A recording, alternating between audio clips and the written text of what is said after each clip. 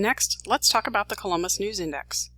We will learn how to use the Columbus News Index to locate both articles and obituaries, and we will discuss the scope and limitations of the index.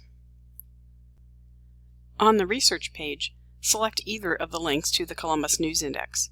They both go to the same place.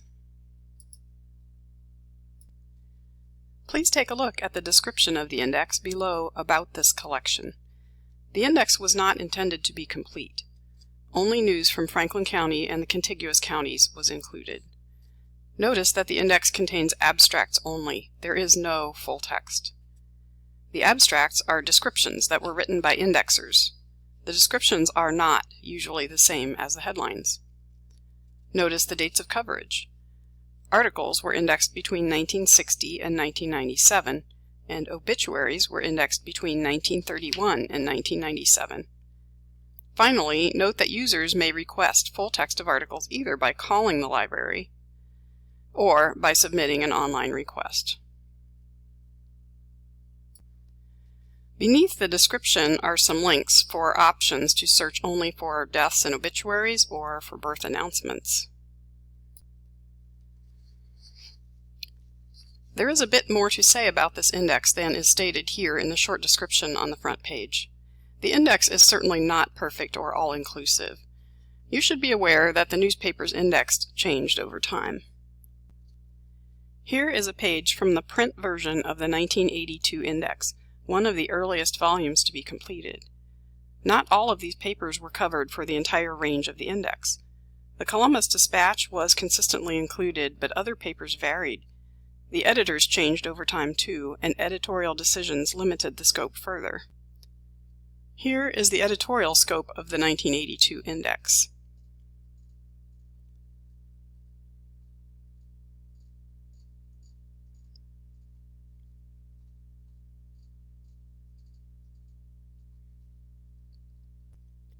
Here is the editorial scope of the 1960 index, which was completed retrospectively much later. If you study the differences, you can see important changes. For example, sometimes death notices were indexed instead of obituaries. Editorials were sometimes included and sometimes not, and you'll see other changes as well. In addition, some data has been lost, especially in the 1980s. Fortunately, the print volumes of the index still exist at the main library. Please ask either the Adult Services Division or the Local History and Genealogy Division to check the print volumes when a search fails to get expected results. Remember, too, that Local History and Genealogy can always look for an obituary when the date of death is known. Lastly, be aware that some errors occurred in the index when subject headings were merged, for example, homicides and murders, causing some subject headings to be assigned erroneously to articles. Let's take a look at the index now, and let's start with an obituary search. Here, I'm searching for the name Reynold Williams.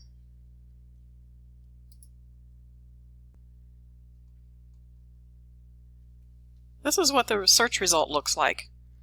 The citation provides the date, the publication, and the page, and the subject assigned are the obituaries that were indexed that date, including Mr. Williams.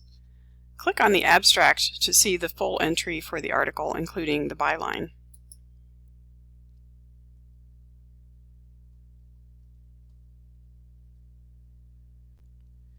Now let's search the full index and try the same search.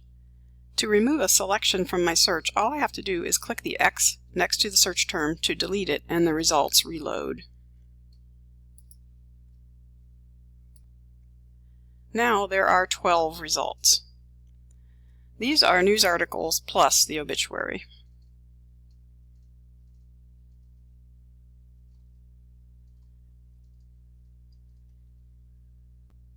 To limit my results, I can use the options to narrow on the left side of the page.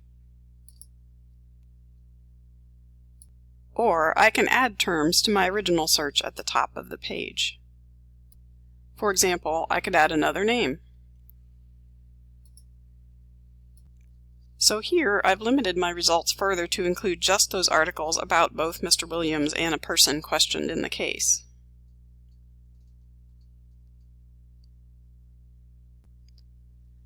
From the front page of the Columbus News Index, advanced search is accessible to the right of the search box. With advanced search, I can limit my search terms to a particular field. For example, I could search by subject or by publication. I can also add fields in order to do some combined searching. Say, for example, I know both the subject and the byline. Here I am searching for armored car in the subject field and the name Stevens in the byline field.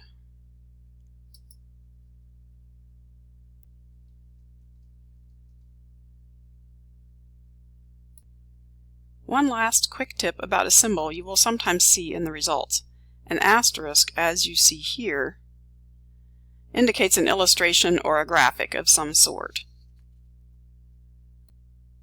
Try a few searches on your own.